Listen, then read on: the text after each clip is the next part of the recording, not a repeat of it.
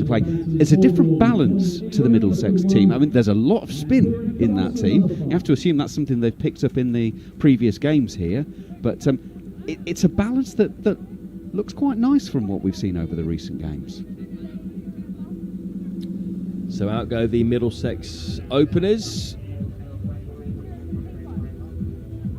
They've had to change things up with Labuschagne not in the side. Nick too, he would have opened. But Middlesex have had pretty much a full squad to choose from.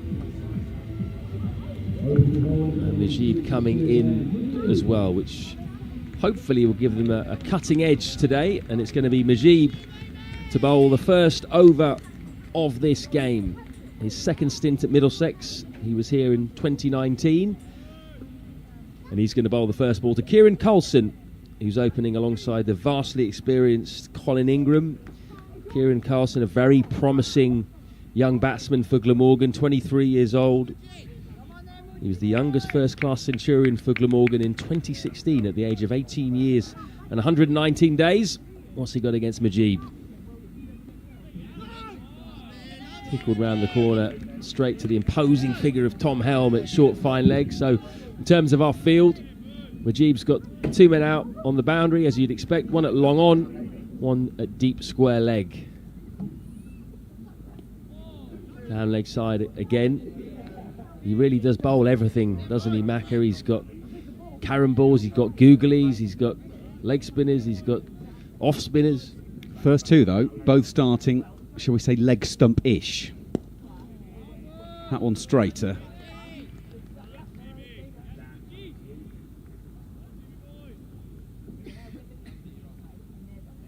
So it's a solid start, isn't it? It's a tidy enough start.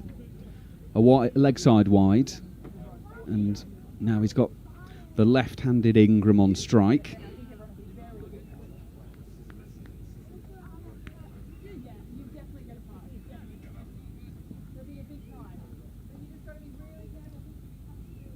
Oh, a bit of turn there. That was an offie, I think.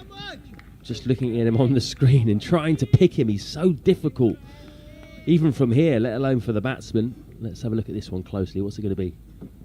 I think that was the quicker one.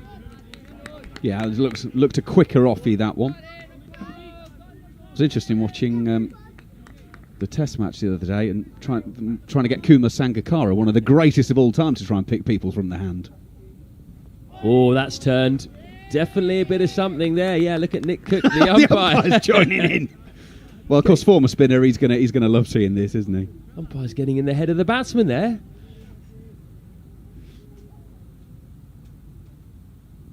Oh, and again, big appeal. He's gone. Nick Cook says yes. I don't think Colin Ingram agreed, though. Majid is back, and he's back with a bang. Well, dream starts. You can't say more than that. First of all, he's got an over under his belt. He's got Colin Ingram, an incredibly dangerous batsman, out. And there's 2 runs on the board. I mean, that is about the perfect start. If Steve Finn had a dream about the first over of the game last night, I imagine it would look something like that. And Majid will be really encouraged with that. A bit of turn straight away with the new ball, first over of the game. You see clearly he beat Ingram a couple of times, and then the third time just induced a thin edge. Well, at least that's what Nick Cook, the umpire, thought. Don't think Ingram agreed, but that is a big wicket for Middlesex. Ingram's very much in the absence of Marnus Labuschagne, the main man for Glamorgan. Been there since 2015. Got an excellent record, 400s he scored in his T20 career. And that brings David Lloyd to the crease. Again, in the absence of Marnus Labuschagne, someone that Glamorgan will be relying on to get them some runs today. Played his best innings of the season against Gloucestershire in the last game, 44 off just 22 balls. Strike rate 159 this year, so he's been going at it. Tom Helm to bowl. That'll be a leg by, I think. The diminutive Kieran Carlson scampers down to the opposite end. Some pace on that. We could hear the thump onto the thigh pad from all the way down here. There was some definite pace into that.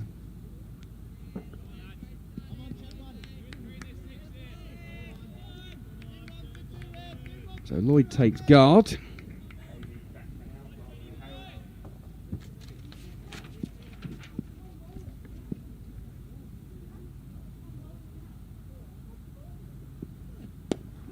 Good heavy length from Tom Helm.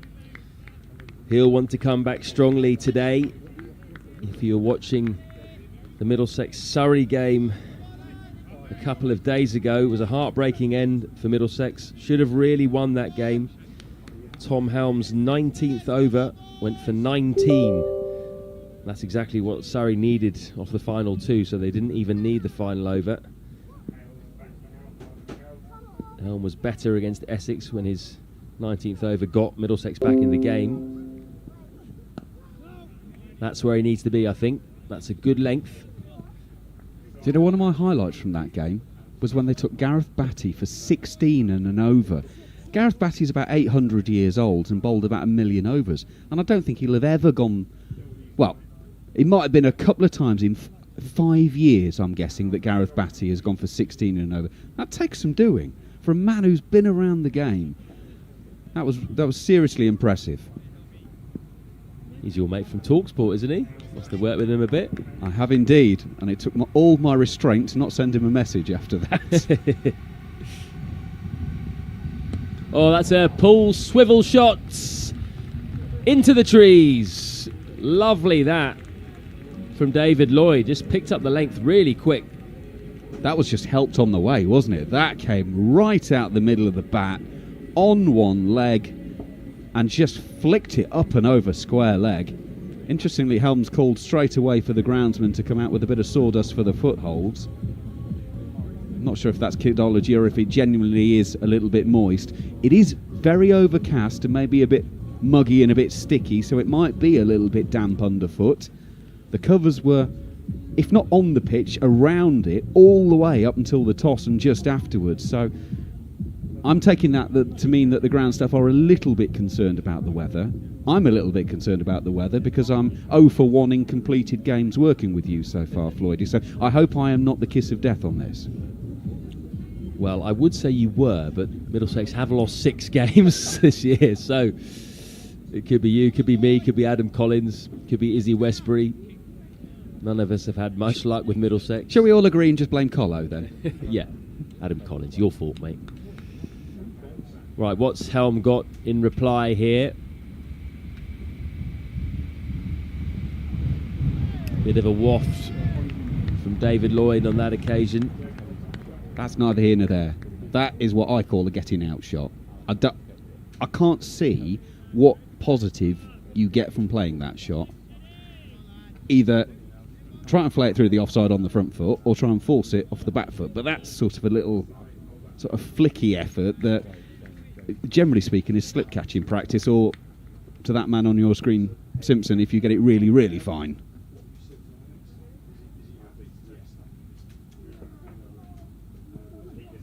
Oh, he was trying to hit that to Lords, and he did not succeed. End of the over, 9 without loss after 2. Decent one from Helm, that, apart from the 6. Yeah, absolutely. I mean, considering that one of them's gone for a maximum, that's actually, in terms of the scoreboard, a decent over, isn't it? Because first over went for 2, that's gone for 7, so it's not the worst start in the world. Now, I wonder if the first over was an exploratory one for Majib, and they take the wicket and say, well, carry on then, mate. Down the track, that is a gorgeous straight drive, lofted, and that has gone all the way, I believe, for 6. I think someone's going to have to hope that the postcode's on that one to get that one back. It's as if he's just made his mind up that thank you very much, but you're going. Carlson straight away got his feet into position, and of course with the fielding restrictions being as they are, as long as you make decent contact, you're going to get a boundary of some flavour. You got the maximum. So now we'll watch the ball get kicked back to the umpire. They can't touch it with their hands because seen a lot of balls being kicked over the last few days. Actually, a lot better than that as well by Luke Holman. But they can't touch the ball because it's been touched by the spectators, and then the umpire will have to sanitise it, and then it can go back in Mujeeb's hand. Down the track again. Did not get that one at all though. So Carlson wants a piece of Mujeeb. Not many people try and get after him straight away in their innings, but he's obviously confident. Carlson, top scorer in the county championship for Glamorgan this year. Breakout season for him. 580 runs at 58 with 200s. But it's Lloyd on strike now. That was quick. And all he had to do was get a bid on that and beat the man at short fine leg, and he was in business, Lloyd. He's going to pick up a couple. Good work, keeping that to 2. Yeah. You mentioned Carlson. In the blast, 61 runs, an average of 12.2. Didn't really hint at what we've seen so far, unless this is, of course, the way that he plays. And it's a case that, well, you can get out, of course. But he certainly put, I mean, the 6 off Mujeeb was as clean as anything we've seen this season.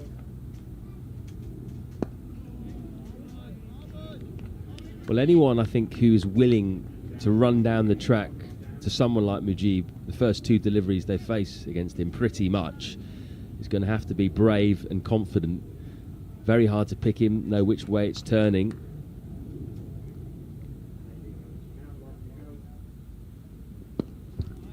Again, out the back of the hand, I think that one, but I mean, it's hard enough to pick him on the screen.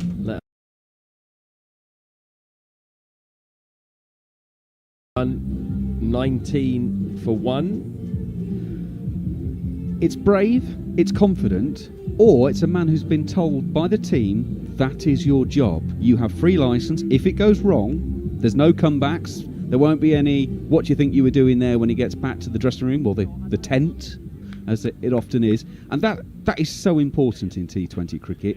You have a role. You know what your job is.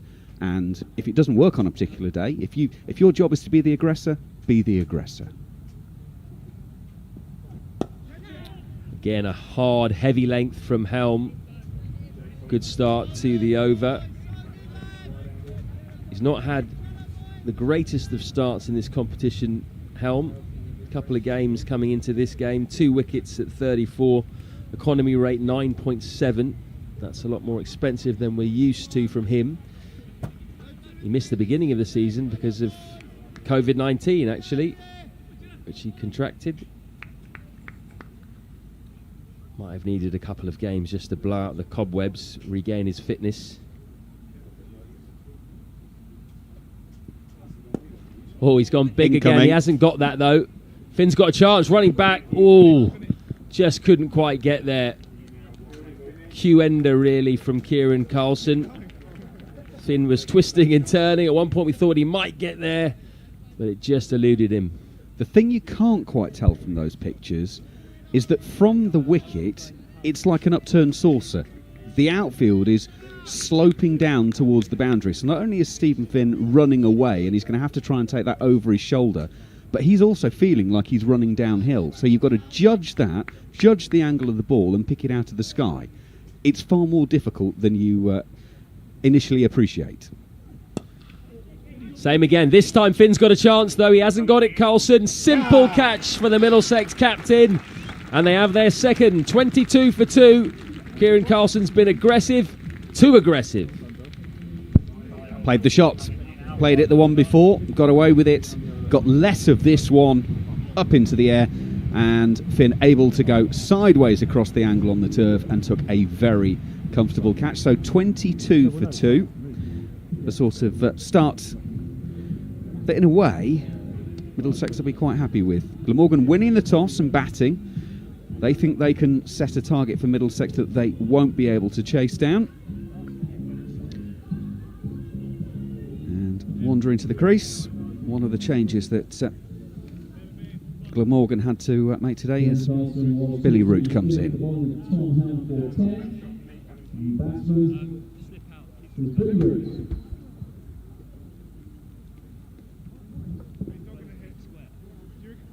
Younger brother of Billy is 28 years old, playing his first game of the season.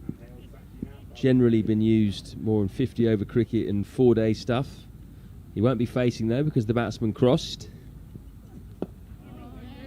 Really impressed with his start by Finn actually. Generally bowled a heavy length so far in his couple of overs, or over and a bit. Yeah, there's been a couple of boundaries. Obviously, the 1-6, but you would expect that in T20 cricket. There's been nothing rank and wide in terms of bowling. There's nothing for the batsman to throw their hands at or extend. It's a pretty decent start.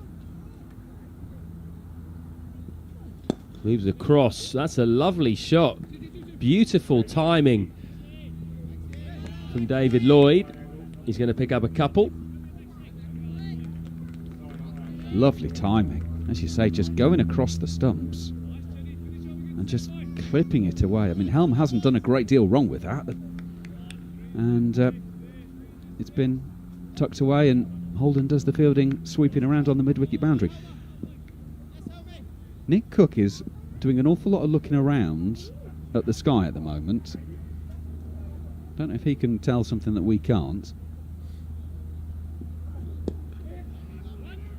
Just going to be one, I think. 2 men out on the leg side boundary when David Lloyd is on strike. And that will bring to an end the 4th over.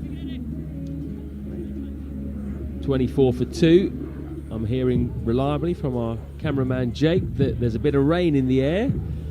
Not what we need. Definitely it feels quite thick. The air, the cloud is low. Very light at the moment, I must say that. Yeah, you can probably hear the plane going over the small plane that's just sort of taken off from a few miles away, and almost as soon as it got up, it had disappeared into the cloud. So it is a pretty low, heavy, thick cloud that is keeping in the humidity. Wicket to wicket from Mujib into his 3rd over now. As the rain just comes down a little bit heavier, I would still term it only as light drizzle. Out the back of the hand, that one. Clubbed down the ground by Lloyd. Oh. Almost stopped by Luke Coleman. Oh, look at the agonising look on his face. Almost could work. It just crept over the boundary. You can't do much more than that and not stop it. That was so close. Hit very, very straight, and he's quite wide. That was quick from Mujib. I think if we had a speed gun, that would have been 62, 63, something like that. Interesting that they've gone for 3 straight. He likes to bowl in the power play, which is fairly unusual for a spinner, particularly a mystery spinner, but that's very much his role. You like that though, don't you, from a spinner? Well, you're only allowed wickets in the You're only power play. allowed 2 outs, so you've got to have a lot of confidence. Not seen one turn really since his first over to the left-handed Ingram. See if he can get something similar to Billy Root. Oh, big appeal, that's skidded on. Oh, what is Nick Cook saying there? I think he might be saying he's hit it. He wasn't very happy with the appeal, I don't think. He's giving Mujib a bit of a lecture there. I think it might be for following down the pitch in the appeal. I think it's in effect not out, and that's a warning. Good tight stuff though from the Afghanistan overseas player. Good over. 30 for 2 after 5. Well, 6 and over. Run a ball with 2 wickets down. Great starts. And now the skipper looks like he's bringing himself on to bowl. But the rain just getting... Well, I was about to say it's getting a bit more steady, but actually it's just eased up, thankfully. Could well miss us today, looking at the forecast. It's one of those 50-50 days. Steve Finn only bowled 1 over in the defeat to Surrey. Bit of a surprise that, I must say. He was the senior man. 51 needed from the final 4 overs. And he went with Luke Holman, the young leg spinner, who had bowled well up till that point. That over went for 22. And then Surrey were back in it.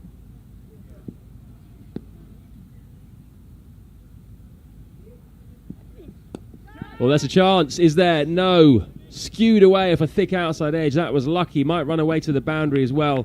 It does. Sometimes there's just no justice in cricket, is there? That is a genuine edge, leading edge. He's closed the face and it loops. Souter doesn't have a chance at backward point. And then to add to the indignity, it goes for 4. I mean, what is the... I'm going to turn into Alex Tudor here and from a bowler and go, what is the world coming to? Poor bowlers, eh? He's gone full and straight early on, Steve Finn. Expect him to bowl more than the 1 over today, that's for sure. Why do we think he did that? Did he just go all Mike Brearley on us for the evening and decide that, actually, I'm just going to be the captain, that's my role for this evening? I think sometimes when a bowler is captain, they can underbowl themselves on occasion. Sir Ian Botham used to do that when he was captain of England, and I'm not sure he actually captained Somerset, but when he was captain anyway. Oh, that's a good ball. Well, I can see why Finn asked the slip to go back in just before he sent that one in. That's a cracker. Just going across, a little bit of tail away as well. Yeah, absolutely have a slip in.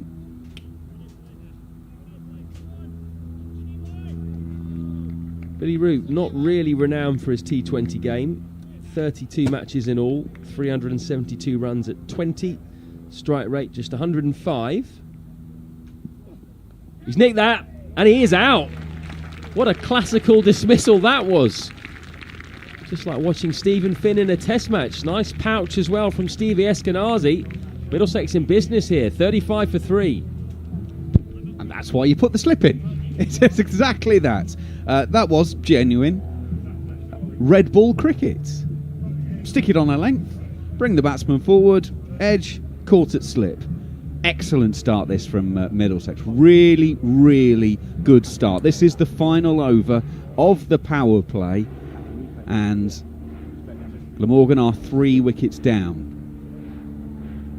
So yeah, this is exactly what we're looking for. The umpires, by the way, just while you're watching the batsman changing and Cook coming out to the wicket, they were just having a little conference together.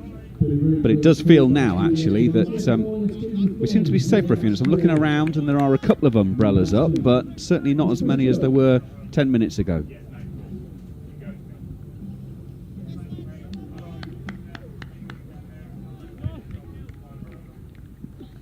I've just popped out Macca and it's barely spitting. Good. Not really rain. We'll settle for that then. Middlesex certainly don't want this game rained off. Neither do Glamorgan, really. They've had 2 already. Both sides need to get a win, get up that table. Full again. And he gets down well, the big man. 6'7". Got down. Got to do it. When you're a bowler in T20, you've also got to do it when you're the captain. Got to set the example. It's a good delivery. And it's good fielding as well. Glamorgan captain and keeper Chris Cook, the new batsman. Has he nicked that? I think he did, you know. Bit of bat on that. 100%. I think Middlesex and Stephen Finn will be really happy with this start. Daryl Mitchell's into the attack. Overseas signing, who started well. Took 3 wickets in his first game. Also scored runs. Scored a 50. A valuable Middlesex. 3 wickets